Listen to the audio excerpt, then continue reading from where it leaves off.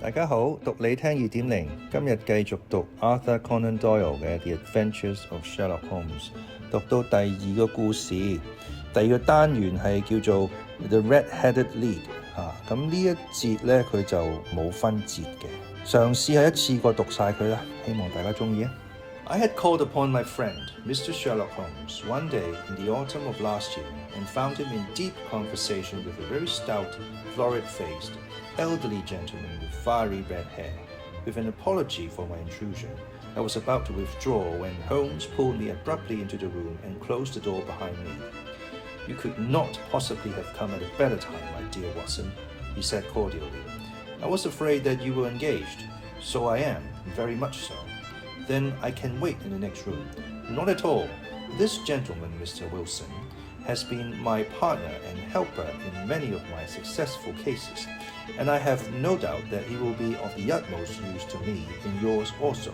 The stout gentleman half rose from his chair and gave a bob of greeting, with a quick little questioning glance from his small, fat, encircled eyes. Try the settee, said Holmes, relapsing into his armchair and putting his fingertips together, as was his custom when in judicial moods. I know, my dear Watson, what you share my love of all that is bizarre and outside the conventions and humdrum routine of everyday life. You have shown your relish for it by the enthusiasm which has prompted you to chronicle and, if you will excuse my saying so, somewhat to embellish so many of my own little adventures. Your cases have indeed been of the greatest interest to me, I observed. You will remember that I remarked the other day, just before we went into the very simple problem presented by Miss Mary Sutherland, that for strange effects and extraordinary combinations we must go to life itself, which is always far more daring than any effort of the imagination. A proposition which I took the liberty of doubting. You did, Doctor. But nonetheless, you must come round to my view, for otherwise I shall keep on piling fact upon fact on you until your reason breaks down under them and acknowledges me to be right. Now, Mr. Jabez Wilson here has been good enough to call upon me this morning, and to begin a narrative which promises to be one of the most singular which I have listened to for some time. You have heard me remark that the strangest and most unique things are very often connected not with the larger but with the smaller crimes, and occasionally indeed where there is room for doubt whether any positive crime has been committed. As far as I have heard, it is impossible for me to say whether the present case is an instance of crime or not, but the course of events is certainly among the most singular that I have ever listened to. Perhaps, Mr. Wilson, you would have the great kindness to recommence your narrative. I ask you not merely because my friend Dr. Watson has not heard the opening part, but also because the peculiar nature of the story makes me anxious to have every possible detail from your lips. As a rule, when I have heard some slight indication of the course of events, I am able to guide myself by the thousands of other similar cases which occur to my memory. In the present instance, I am forced to admit that the facts are, to the best of my belief, unique. The portly client puffed out his chest with an appearance of some little pride and pulled a dirty and wrinkled newspaper from the inside pocket of his greatcoat. As he glanced down the advertisement column, with his head thrust forward and the paper flattened out upon his knee, I took a good look at the man and endeavored, after the fashion of my companion, to read the indications which might be presented by his dress or appearance. I did not gain very much, however, by my inspection. Our visitor bore every mark of being an average, commonplace British tradesman, obese, pompous, and slow. He wore rather baggy grey shepherd's check trousers, a not over-clean black frock coat, unbuttoned in the front, and a drab waistcoat with a heavy, brassy elbow chain, and a square pierced bit of metal dangling down as an ornament, a frayed top hat, and a faded brown overcoat with a wrinkled velvet collar lay upon a chair beside him. Altogether, look as I would, there was nothing remarkable about the man save his blazing red head and the expression of extreme chagrin and discontent upon his features. Sherlock Holmes' quick eye took in my occupation, and he shook his head with a smile as he noticed my questioning glances. Beyond the obvious facts that he has at some time done manual labor, that he takes snuff, that he is a Freemason, that he has been in China, and that he has done a considerable amount of writing lately, I can deduce nothing else. Mr. Jabez Wilson started up in his chair with his forefinger upon paper, but his eyes upon my companion. How, in the name of good fortune, did you know all that, Mr. Holmes? He asked. How did you know, for example, that I did manual labor? It's as true as gospel, for I began as a ship's carpenter. Your hands, my dear sir, your right hand is quite a size larger than your left. You have worked with it, and the muscles are more developed. Well, the snuff then, and the Freemasonry? I won't insult your intelligence by telling you how I read that, especially as, rather against the strict rules of your order, you use an arc and compass breastpin. Ah, of course, I forgot that. But the writing. What else can be indicated by that right cuff so very shiny for 5 inches, and the left one with the smooth patch near the elbow where you rested upon the desk? Well, but China. The fish that you have tattooed immediately above your right wrist could only have been done in China. I have made a small study of tattoo marks and have even contributed to the literature of the subject. That trick of staining the fish's scales of a delicate pink is quite peculiar to China. When, in addition, I see a Chinese coin hanging from your watch chain, the matter becomes even more simple. Mr. Jabez Wilson laughed heavily. Well, I never, said he. I thought at first that you had done something clever, but I see that there was nothing in it after all. I begin to think, Watson, said Holmes, that I make a mistake in explaining. Omne ignotum pro magnifico, you know, and my poor little reputation, such as it is, will suffer shipwreck if I am so candid. Can you not find the advertisement, Mr. Wilson? Yes, I have got it now, he answered with his thick red finger planted halfway down the collar. Here it is. This is what began it all. You just read it for yourself, sir. I took the paper from him and read as follows. To the red-headed Lee, on account of the bequest of the late Ezekiah Hopkins of Lebanon, Pennsylvania, USA, there is now another vacancy open which entitles a member of the League to a salary of £4 a week for purely nominal services. All red-headed men who are sound in body and mind and above the age of 21 years are eligible. Apply in person on Monday at 11 o'clock to Duncan Cross at the offices of the League, 7 Pope's Court, Fleet Street. What on earth does this mean? I ejaculated after I had twice read over the extraordinary announcement. Holmes chuckled and wriggled in his chair, as was his habit when in high spirits. It is a little off the beaten track, isn't it? Said he. And now, Mr. Wilson, off you go at scratch and tell us all about yourself, your household, and the effect which this advertisement had upon your fortunes. You will first make a note, Doctor, of the paper and the date. It is the Morning Chronicle of April 27, 1890, just 2 months ago. Very good. Now, Mr. Wilson. Well, it is just as I have been telling you, Mr. Sherlock Holmes, said Jabez Wilson, mopping his forehead. I have a small pawnbroker's business at Coburg Square near the city. It is not a very large affair, and of late years it has not done more than just give me a living. I used to be able to keep 2 assistants, but now I only keep 1. And I would have a job to pay him, but that he is willing to come for half wages so as to learn the business. What is the name of this obliging youth? Asked Sherlock Holmes. His name is Vincent Spaulding, and he's not such a youth either. It's hard to say his age. I should not wish a smarter assistant, Mr. Holmes, and I know very well that he could better himself and earn twice what I am able to give him. But after all, if he is satisfied, why should I put ideas in his head? Why indeed? You seem most fortunate in having an employee who comes under the full market price. It is not a common experience among employers in this age. I don't know that your assistant is not as remarkable as your advertisement. Oh, he has his faults too, said Mr. Wilson. Never was such a fellow for photography, snapping away with a camera when he ought to be improving his mind, and then diving down into the cellar like a rabbit into its hole to develop his pictures. That is his main fault. But on the whole, he is a good worker. There's no fighting him. He is still with you, I presume? Yes, sir. He and a girl of 14 who does a bit of simple cooking and keeps the place clean. That's all I have in the house, for I am a widower and never had any family. We live very quietly, sir, the 3 of us, and we keep a roof over our heads and pay our debts, if we do nothing more. The first thing that put us out was that advertisement. Spaulding, he came down to the office just to stay 8 weeks with this very paper in his hand, and he says, "I wish to the Lord, Mr. Wilson, that I was a red-headed man." "Why that?" I asks. "Why," says he, "here's another vacancy on the League of the Red-Headed Men. It's worth quite a little fortune to any man who gets it, and I understand that there are more vacancies than there are men, so that the trustees are at their wits and what to do with the money. If my hair would only change color, here's a nice little crib all ready for me to step into." "Why, what is it then?" I asked. "You see, Mr. Holmes, I'm a very stay-at-home man, and as my business came to me instead of my having to go to it, I was often weeks on end without putting my foot over the doormat. In that way, I didn't know much of what was going on outside, and I was always glad of a bit of news." "Have you never heard of the League of the Red-Headed Men?" he asked with his eyes open. "Never." "Why, I wonder at that, for you are eligible yourself for one of the vacancies." "And what are they worth?" I asked. "Oh, merely a couple of hundred a year, but the work is slight, and it need not interfere very much with one's other occupations."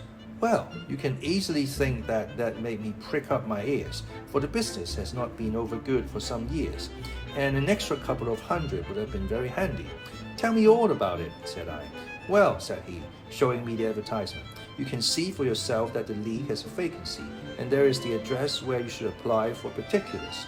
As far as I can make out, the League was founded by an American millionaire, Ezekiah Hopkins, who was very peculiar in his ways. He was himself red-headed, and he had a great sympathy for all red-headed men, so when he died, it was found that he had left his enormous fortune in the hands of trustees, with instructions to apply the interest to the providing of easy berths to men whose hair is of that color. From all I hear, it is splendid pay and very little to do." "But," said I, "there would be millions of red-headed men who would apply." "Not so many as you might think," he answered. "You see, it is really confined to Londoners and to grown men. This American had started from London when he was young, and he wanted to do the old town a good turn. Then again, I have heard it is no use your applying if your hair is light red, or dark red, or anything but real bright, blazing, fiery red. Now, if you care to apply, Mr. Wilson, you would just walk in, but perhaps it would hardly be worth your while to put yourself out of the way for the sake of a few £100.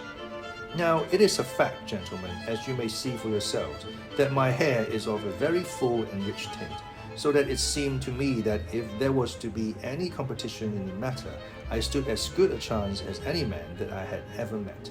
Vincent Spaulding seemed to know so much about it that I thought he might prove useful, so I just ordered him to put up the shutters for a day and to come right away with me. He was very willing to have a holiday, so we shut the business up and started off for the address that was given us in the advertisement. I never hoped to see such a sight as that again, Mr. Holmes. From north, south, east, and west, every man who had a shade of red in his hair had tramped into the city to answer the advertisement. Fleet Street was choked with red-headed folk, and Pope's Court looked like a coaster's orange barrel. I should not have thought there were so many in the whole country as were brought together by that single advertisement. Every shade of color they were: straw, lemon, orange, brick, Irish setter, liver clay. But as Spaulding said, that there were not many who had the real vivid flame color tint. When I saw how many were waiting, I would have given it up in despair, but Spaulding would not hear of it. How he did it I could not imagine, but he pushed and pulled and butted until he got me through the crowd, and right up to the steps which led to the office. There was a double stream upon the stair, some going up in hope, and some coming down dejected. But we wedged in as well as we could, and soon found ourselves in the office. "Your experience has been a most entertaining one," remarked Holmes as his client paused and refreshed his memory with a huge pinch of snuff. "Pray continue your very interesting statement." There was nothing in the office but a couple of wooden chairs and a deal table, behind which sat a small man with a head that was even redder than mine. He said a few words to each candidate as he came up, and then he always managed to find some fault in them which would disqualify them. Getting a vacancy did not seem to be such a very easy matter after all. However, when our turn came, the little man was much more favorable to me than to any of the others, and he closed the door as we entered, so that he might have a private word with us. "This is Mr. Jabez Wilson," said my assistant, "and he is willing to fill the vacancy in the League. and he is admirably suited for it, the other answered. He has every requirement. I cannot recall when I have seen anything so fine. He took a step backward, cocked his head on one side, and gazed at my hair until I felt quite bashful. Then suddenly he plunged forward, wrung my hand, and congratulated me warmly on my success. It would be injustice to hesitate, said he. You will, however, I am sure, excuse me for taking an obvious precaution. With that, he seized my hair in both his hands and tugged until I yelled with the pain. There is water in your eyes, said he as he released me. I perceive that all is as it should be.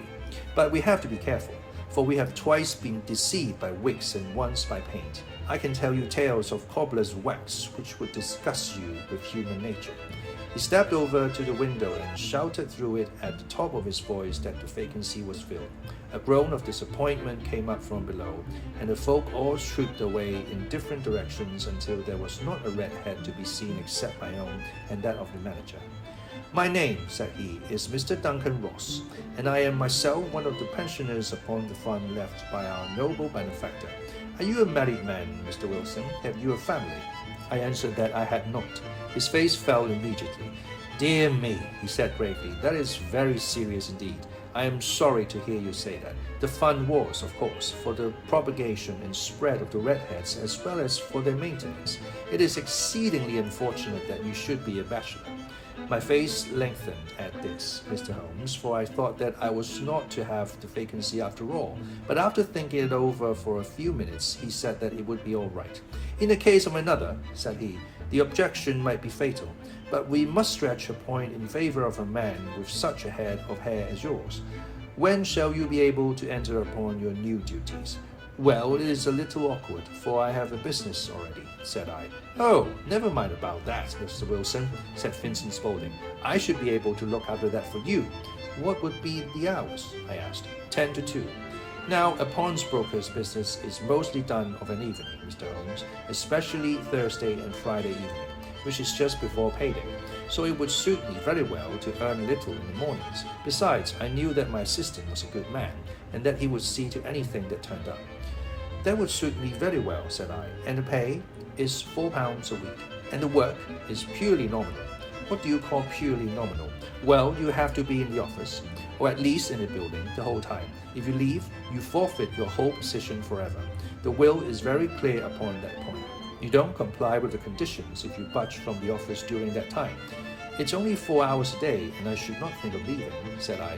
No excuse will avail, said Mr. Duncan Ross. Neither sickness, nor business, nor anything else. There you must stay, or you lose your bill. And the work is to copy out the Encyclopedia Britannica. There is the first volume of it in that press. You must find your own ink, pens and blotting paper, but we provide this table and chair. Will you be ready tomorrow? Certainly, I answered. Then goodbye, Mr. Jabez Wilson, and let me congratulate you once more on the important position which you have been fortunate enough to gain. He bowed me out of the room, and I went home with my sister, hardly knowing what to say or do. I was so pleased at my own good fortune. Well, I thought over the matter all day, and by evening I was in low spirits again, for I had quite persuaded myself that the whole affair must be some great hoax of fraud, though what its object might be I could not imagine. It seemed altogether past belief that anyone could make such a will, or that they would pay such a sum for doing anything so simple as copying out the Encyclopedia Britannica. Vincent Spaulding did what he could to cheer me up, but by bedtime I had reasoned myself out of the whole thing. However, in the morning I determined to have a look at it anyhow, so I bought a penny bottle of ink, and with a quill pen and 7 sheets of foolscap paper, I started off for Pope's Court. Well, to my surprise and delight, everything was as right as possible. The table was set out ready for me, and Mr. Duncan Ross was there to see that I got fairly to work. He started me off upon the letter A, and then he left me, but he would drop in from time to time to see that all was right with me. At 2 o'clock, he bade me goodbye, complimented me upon the amount that I had written, and locked the door of the office after me. This went on day after day, Mr. Holmes, and on Saturday the manager came in and planked down 4 golden sovereigns for my week's work. It was the same next week, and the same the week after. Every morning I was there at 10, and every afternoon I left at 2. By degrees, Mr. Duncan Ross took to coming in only once of the morning and then after a time he did not come in at all. Still, of course, I never dared to leave the room for an instant, for I was not sure when he might come, and the billet was such a good one, and suited me so well that I would not risk the loss of it. 8 weeks passed away like this, and I had written about abbots and archery and armor and architecture and Attica, and hoped with diligence that I might get on to the bees before very long. It cost me something in foolscap, and I had pretty nearly filled the shelf with my writings. And then suddenly the whole business came to an end. To an end? Yes, sir, and no later than this morning. I went to my work as usual at 10 o'clock, but the door was shut and locked, with a little square of cardboard hammered onto the middle of the panel with a tack. Here it is, and you can read for yourself. He held up a piece of white cardboard about the size of a sheet of notepaper. It read in this fashion: The Red-Headed League is dissolved, October 9th, 1890. Sherlock Holmes and I surveyed this curt announcement and the rueful face behind it until the comical side of the affair so completely overtopped every other consideration that we both burst into a roar of laughter. I cannot see that there is anything very funny, cried our client, flushing up to the roots of his flaming head. If you can do nothing better than laugh at me, I can go elsewhere. No, no, cried Holmes, shoving him back into the chair from which he had half risen. I really wouldn't miss your case for the world. It is most refreshingly unusual, but there is, if you will excuse my saying so, something just a little funny about it. Pray, what steps did you take when you found the card upon the door? I was staggered, sir. I did not know what to do. Then I called at the offices round, but none of them seemed to know anything about it. Finally, I went to the landlord, who is an accountant living on the ground floor, and I asked him if he could tell me what had become of the Red-Headed League. He said that he had never heard of any such body. Then I asked him who Mr. Duncan Ross was. He answered that the name was new to him. Well, said I, the gentleman at number 4. What, the red-headed man? Yes. Oh, said he, his name was William Morris. He was a solicitor and was using my room as a temporary convenience until his new premises were ready. He moved out yesterday. Where could I find him? Oh, at his new offices. He did tell me the address. Yes, 17 King Edward Street, near St. Paul's. I started off, Mr. Holmes, but when I got to that address, it was a manufactory of artificial kneecaps, and no one in it had ever heard of either Mr. William Morris or Mr. Duncan Ross. And what did you do then? Asked Holmes. I went home to Saxe-Coburg Square, and I took the advice of my assistant, but he could not help me in any way. He could only say that if I waited, I should hear by post. But that was not quite good enough, Mr. Holmes. I did not wish to lose such a place without a struggle. So, as I had heard that you were good enough to give advice to poor folk who were in need of it, I came right away to you. And you did very wisely, said Holmes. Your case is an exceedingly remarkable one, and I shall be happy to look into it. From what you have told me, I think that it is possible that graver issues hang from it than might at first sight appear. Grave enough, said Mr. Jabez Wilson. Why, I have lost £4 a week. As far as you are personally concerned, remarked Holmes, I do not see that you have any grievance against this extraordinary league. On the contrary, you are, as I understand, richer by some £30, to say nothing of the minute knowledge which you have gained on every subject which comes under the letter A. You have lost nothing by them. No, sir, but I want to find out about them, and who they are, and what their object was in playing this prank, if it was a prank upon me. It was a pretty expensive joke for them, for it cost them £32. We shall endeavour to clear up these points for you, and at first, 1 or 2 questions, Mr. Wilson. This assistant of yours who first called your attention to the advertisement, how long had he been with you? About a month then. How did he come? In answer to an advertisement. Was he the only applicant? No, I had a dozen. Why did you pick him? Because he was handy and would come cheap. At half wages, in fact. Yes. What is he like, this Vincent Spaulding? Small, stout-built, very quick in his ways, no hair on his face, though he's not short of 30. Has a white splash of acid upon his forehead. Holmes sat up in his chair in considerable excitement. I thought as much, said he. Have you ever observed that his ears are pierced for earrings? Yes, sir. He told me that a gypsy had done it for him when he was a lad. Said Holmes, sinking back in deep thought. He is still with you? Oh, yes, sir. I have only just left him.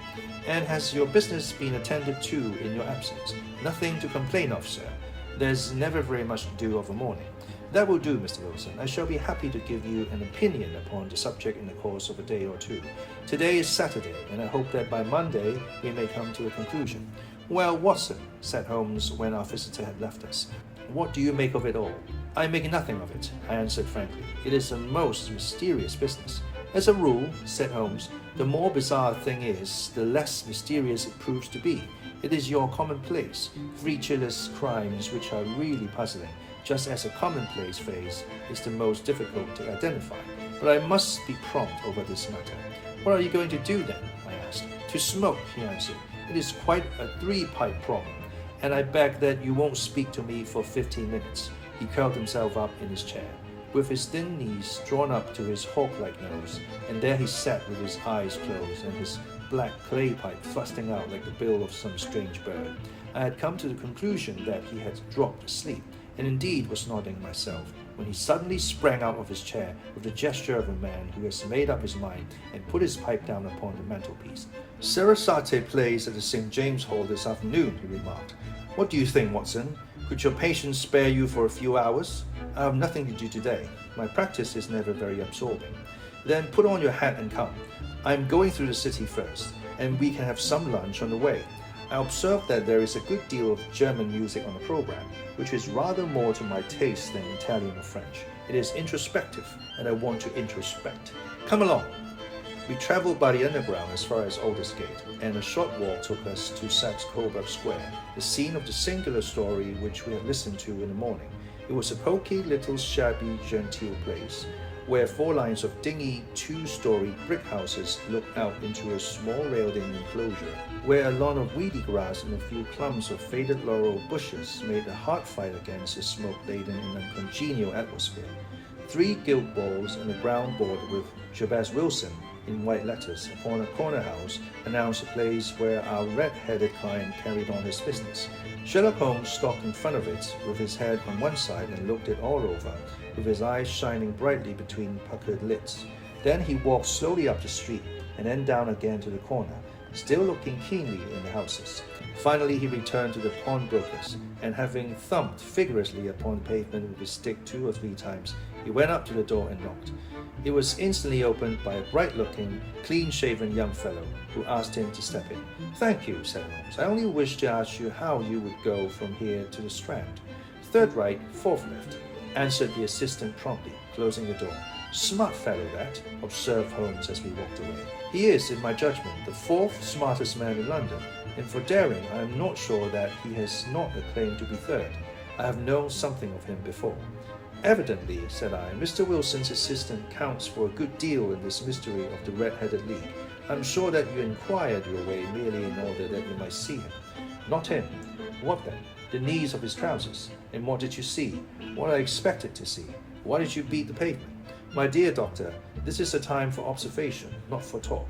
We are spies in an enemy's country. We know something of Saxe-Coburg Square. Let us now explore the parts which lie behind it. The road in which we found ourselves as we turned round the corner from the retired Saxe-Coburg Square presented as great a contrast to it as the front of a picture does to the back. It was one of the main arteries which conveyed the traffic of the city to the north and west. The roadway was blocked with the immense stream of commerce flowing in a double tide inward and outward, while the footpaths were black with the hurrying swarm of pedestrians. It was difficult to realize as we looked at the line of fine shops and stately business premises that we really abutted on the other side upon the faded and stagnant square which we had just quitted. Let me see, said Holmes, standing at the corner and glancing along the line. I should like just to remember the order of the houses here. It is a hobby of mine to have an exact knowledge of London. There is Mortimer's, the tobacconist, the little newspaper shop, the Coburg branch of the City and Suburban Bank, the vegetarian restaurant, and McFarlane's carriage building depot. That carries us right on to the other block. And now, Doctor, we've done our work, so it's time we had some play. A sandwich and a cup of coffee, and then off to Farlin Land, where all is sweetness and delicacy and harmony, and there are no red-headed clients to vex us with their conundrums. My friend was an enthusiastic musician, being himself not only a very capable performer, but a composer of no ordinary merit. All the afternoon he sat in the stalls, wrapped in the most perfect happiness, gently waving his long, thin fingers in time to the music, while his gently smiling face and his languid, dreamy eyes were as unlike those of Holmes the sleuth hound, Holmes the relentless, keen-witted, ready-handed criminal agent, as it was possible to conceive. In his singular character, the dual nature alternately asserted itself, and his extreme exactness and astuteness represented, as I have often thought, the reaction against the poetic and contemplative mood which occasionally predominated in him. The swing of his nature took him from extreme languor to devout energy, and as I knew well, he was never so truly formidable as when, for days on end, he had been lounging in his armchair amid his improvisations and his black-letter editions. Then it was that the lust of the chase would suddenly come upon him, and that his brilliant reasoning power would rise to the level of intuition, until those who were unacquainted with his methods would look askance at him as on a man whose knowledge was not that of other mortals. When I saw him that afternoon so enwrapped in the music at St. James Hall, I felt that an evil time might be coming upon those whom he had set himself to hunt down. "You want to go home, no doubt, Doctor," he remarked as we emerged. "Yes, it would be as well. And I have some business to do which will take some hours. This business at Coburg Square is serious." "Why serious?" "A considerable crime is in contemplation. I have every reason to believe that we shall be in time to stop it. But today, being Saturday, rather complicates matters. I shall want your help tonight." "At what time?" 10 will be early enough. I shall be at Baker Street at 10. "Very well. And I say, Doctor, there may be some little danger. So kindly put your army revolver in your pocket." He waved his hand, turned on his heel, and disappeared in an instant among the crowd. I trust that I am not more dense than my neighbors, but I was always oppressed with a sense of my own stupidity in my dealings with Sherlock Holmes. Here I had heard that he had heard, I had seen what he had seen, and yet from his words it was evident that he saw clearly not only what had happened, but what was about to happen, while to me the whole business was still confused and grotesque. As I drove home to my house in Kensington, I thought over it all, from the extraordinary story of the red-headed copier of the encyclopedia down to the visit to Saxe Coburg Square and the ominous words with which he had parted from me.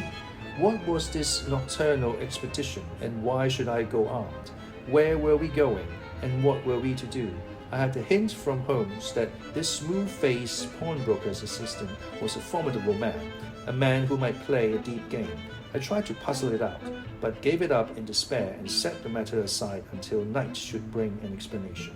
It was 9:15 when I started from home and made my way across the park, and so through Oxford Street to Baker Street. 2 hansoms were standing at the door, and as I entered the passage, I heard the sound of voices from above. On entering his room, I found Holmes in animated conversations with 2 men, one of whom I recognized as Peter Jones, the official police agent, while the other was a long, thin, sad-faced man with a very shiny hat and oppressively respectable frock coat. "Ah, our party is complete," said Holmes, buttoning up his pea jacket and taking his heavy hunting crop from the rack. "Watson, I think you know Mr. Jones of Scotland Yard. Let me introduce you to Mr. Merryweather, who is to be our companion in tonight's adventure. We are hunting in couples again, Doctor, you see," and Jones in his consequential way. "Our friend here is a wonderful man for starting a chase. All he wants is an old dog to help him to do the running down." "I hope a wild goose may not prove to be the end of our chase," observed Mr. Merryweather gloomily. "You may place considerable confidence in Mr. Holmes, sir," said the police agent loftily. "He has his own little methods, which are, if he wouldn't mind my saying so, just a little too theoretical and fantastic, but he has the makings of a detective in him. It is not too much to say that once or twice, as in that business of the Ch2 murder and the Agra treasure, he has been more nearly correct than the official force." "Oh, if you say so, Mr. Jones, it is all right," said the stranger with deference. "Still, I confess that I miss my rubber. It is the first Saturday night for 27 years that I have not had my rubber." "I think you'll find," said Sherlock Holmes, "that you will play for a higher stake tonight than you have ever done yet, and that the play will be more exciting for you, Mr. Merryweather. The stake will be some £30,000, and for you, Jones, it will be the man upon whom you wish to lay your hands. John Clay, the murderer, thief, smasher, and forger, He's a young man, Mr. Merriweather, but he is at the head of his profession, and I would rather have my bracelets on him than on any criminal in London. He is a remarkable man, a young John Clay. His grandfather was a royal duke, and he himself has been to Eton and Oxford. His brain is as cunning as his fingers, and though we meet signs of him at every turn, we never know where to find the man himself. He'll crack a crib in Scotland one week and be raising money to build an orphanage in Cornwall the next. I've been on his track for years and have never set eyes on him yet. I hope that I may have the pleasure of introducing you tonight. I've had one or two little turns also with Mr. John Clay, and I agree with you that he is at the head of his profession. It is past 10, however, and quite time that we started. If you two will take the first hansom, Watson, and I will follow in the second. Sherlock Holmes was not very communicative during the long drive and lay back in the cab humming the tunes which he had heard in the afternoon. We rattled through an endless labyrinth of gaslit streets until we emerged into Farrington Street. "We are close there now," my friend remarked. "This fellow Merriweather is a bank director and personally interested in the matter. I thought it as well to have Jones with us also. He is not a bad fellow, though an absolute imbecile in his profession. He has one positive virtue. He is as brave as a bulldog and as tenacious as a lobster if he gets his claws upon anyone. Here we are, and they are waiting for us." We had reached the same crowded thoroughfare in which we had found ourselves in the morning.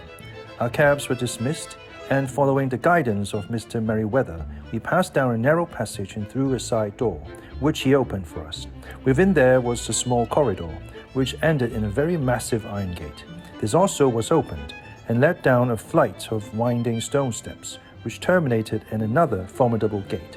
Mr. Merriweather stopped to light a lantern, and then conducted us down a dark, earth-smelling passage, and so, after opening a third door, into a huge vault or cellar, which was piled all round with crates and massive boxes.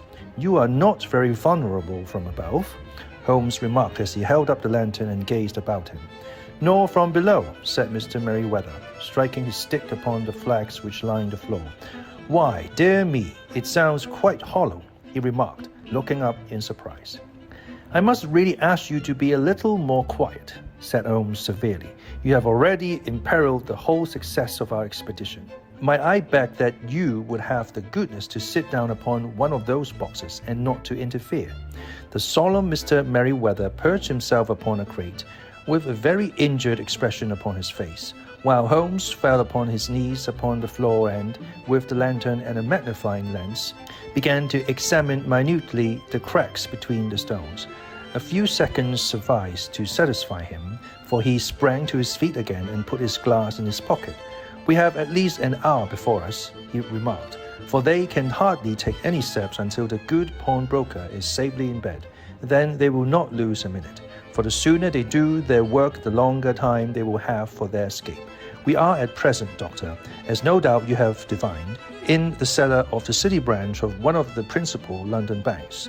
Mr. Merriweather is the chairman of directors, and he will explain to you that there are reasons why the more daring criminals of London should take a considerable interest in this cellar at present." "It is our French gold," whispered the director. "We have had several warnings that an attempt might be made upon it." "Your French gold?" "Yes, we had occasion some months ago to strengthen our resources and borrowed for that purpose 30,000 Napoleons from the Bank of France. It has become known that we have never had occasion to unpack the money, and that it is still lying in our cellar. The crate upon which I sit contains 2,000 Napoleons packed between layers of lead foil. Our reserve for bullion is much larger at present than is usually kept in a single branch office, and the directors have had misgivings upon the subject." "Which were very well justified," observed Holmes. "And now it is time that we arranged our little plans. I expect that within an hour matters will come to a head. In the meantime, Mr. Merriweather, we must put the screen over that dark lantern." "And sit in the dark?" "I'm afraid so. I had brought a pack of cards in my pocket, and I thought that, as we were a partie carrée, you might have your rubber after all. But I see that the enemy's preparations have gone so far that we cannot risk the presence of a light. And, first of all, we must choose our positions. These are daring men, And though we shall take them at a disadvantage, they may do us some harm unless we are careful. I shall stand behind this crate, and do you conceal yourselves behind those. Then, when I flash a light upon them, close in swiftly. If they fire, Watson, have no compunction about shooting them down. I placed my revolver, cocked, upon the top of the wooden case behind which I crouched. Holmes shot the slide across the front of his lantern and left us in pitch darkness. Such an absolute darkness as I have never before experienced. The smell of hot metal remained to assure us that the light was still there, ready to flash out at a moment's notice. To me, with my nerves worked up to a pitch of expectancy, there was something depressing and subduing in the sudden gloom and in the dark dank air of the vault. They have but one retreat, whispered Holmes. That is back through the house into Saxe-Coburg Square. I hope that you have done what I asked you, Jones.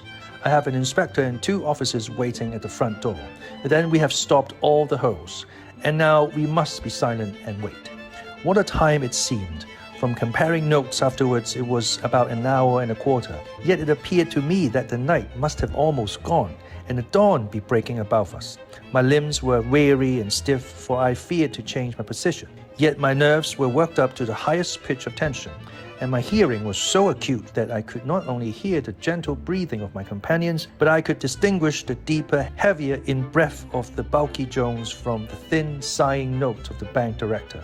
From my position, I could look over the case in the direction of the floor. Suddenly, my eyes caught the glint of a light. At first, it was but a lurid spark upon the stone pavement. Then it lengthened out until it became a yellow line. And then, without any warning or sound, a gash seemed to open and a hand appeared. A white, almost womanly hand, which felt about in the center of a little area of light. For a minute or more, the hand, with its writhing fingers, protruded out of the floor. Then it was withdrawn as suddenly as it appeared, and all was dark again save the single lurid spark which marked a chink between the stones. Its disappearance, however, was but momentary. With a rending, tearing sound, one of the broad, white stones turned over upon its side and left a square, gaping hole, through which streamed the light of a lantern. Over the edge there peeped a clean-cut, boyish face, which looked keenly about it, and then, with a hand on either side of the aperture, drew itself shoulder-high and waist-high, until one knee rested upon the edge. In another instant he stood at the side of the hole and was hauling after him a companion, lithe and small like himself, with a pale face and a shock of very red hair. "It's all clear," he whispered. "Have you the chisel and the bags? Great Scott! Jump, Archie, jump, and I'll swing for it." Sherlock Holmes had sprung out and seized the intruder by the collar. The other dived down the hole, and I heard the sound of rending cloth as Jones clutched at his skirts. The light flashed upon the barrel of a revolver, but Holmes' hunting crop came down on the man's wrist, and the pistol clinked upon the stone floor. "It's no use, John Clay," said Holmes blandly. "You have no chance at all." "So I see," the other answered with the utmost coolness. "I fancy that my pal is all right, though I see you have got his coat-tails." "There are 3 men waiting for him at the door," said Holmes. "Oh, indeed, you seem to have done the thing very completely. I must compliment you." "And I you," Holmes answered. "Your red-headed idea was very new and effective." "You'll see your pal again presently," said Jones. "He's quicker at climbing down holes than I am. Just hold out while I fix the derbies." "I beg that you will not touch me with your filthy hands," remarked our prisoner as the handcuffs clattered upon his wrists. "You may not be aware that I have royal blood in my veins. Have the goodness, also, when you address me always to say sir and please." "All right," said Jones with a stare and a snigger. "Well, would you please, sir, march upstairs where you can get a cab to carry your highness to the police station." "That is better," said John Clay serenely. He made a sweeping bow to the 3 of us and walked quietly off in the custody of the detective. "Really, Mr. Holmes," said Mr. Merryweather as we followed them from the cellar, "I do not know how the bank can thank you or repay you. There is no doubt that you have detected and defeated in the most complete manner one of the most determined attempts at bank robbery that have ever come within my experience." "I have had 1 or 2 little scores of my own to settle with, Mr. John Clay," said Holmes. "I have been at some small expense over this matter, which I shall expect the bank to refund. But beyond that, I am amply repaid by having had an experience which is in many ways unique, and by hearing the very remarkable narrative of the Red-Headed League. You see, Watson, he explained in the early hours of the morning as we sat over a glass of whiskey and soda in Baker Street, it was perfectly obvious from the first that the only possible object of this rather fantastic business of the advertisement of the League and the copying of the encyclopedia must be to get this not overbright pawnbroker out of the way for a number of hours every day.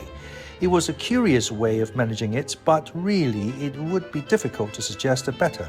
The method was no doubt suggested to Clay's ingenious mind by the color of his accomplice's hair. The £4 a week was a lure which must draw him.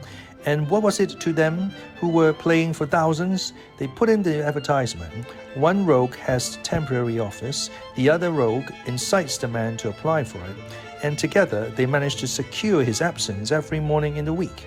From the time that I heard of the assistant having come for half wages, it was obvious to me that he had some strong motive for securing the situation.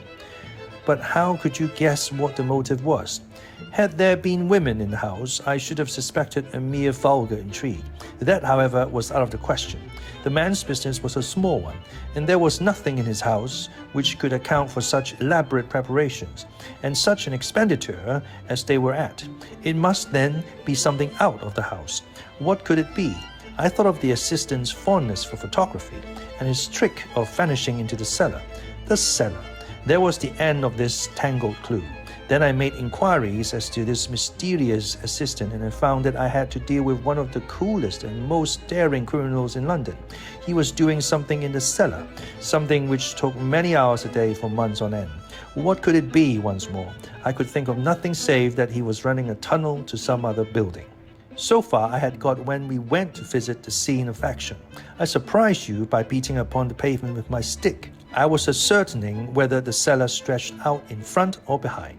It was not in front. Then I rang the bell and, as I hoped, the assistant answered it. We have had some skirmishes, but we had never set eyes upon each other before. I hardly looked at his face. His knees were what I wished to see. You must yourself have remarked how worn, wrinkled, and stained they were. They spoke of those hours of burrowing. The only remaining point was what they were burrowing for. I walked round a corner, saw the City and Suburban Bank abutted on our friend's premises, and felt that I had solved my problem.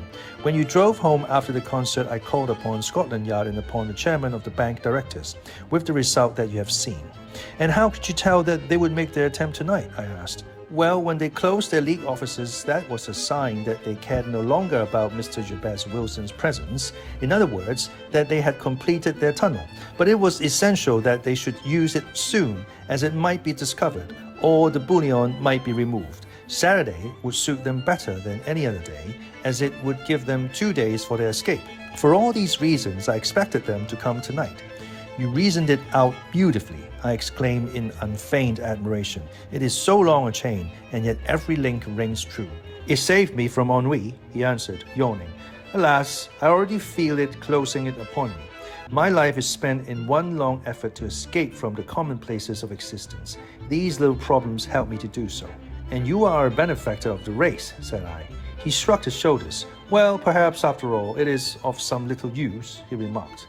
L'homme c'est rien, l'œuvre c'est tout, as Gustave Flaubert wrote to George Sand.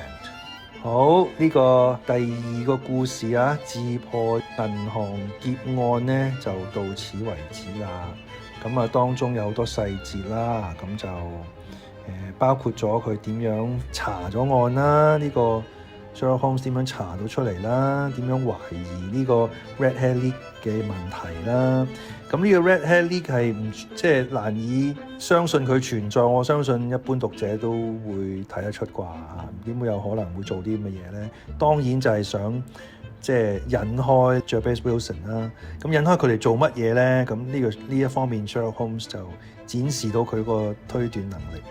亦都唔單止係推理邏輯啦、執行力啦，仲有係啲戰術啦，佢都運用得好好啦，包括喺個漆黑入面啦，亦都叫人封住晒所有出口啦。所以佢真係作為偵探啦，作為警方啦，即係武力對抗啦，全部樣樣皆精。好，我哋睇下有啲咩字同大家分享先。呢個故事咧有一句拉丁文啊，佢講嘅，咁啊同大家解釋下。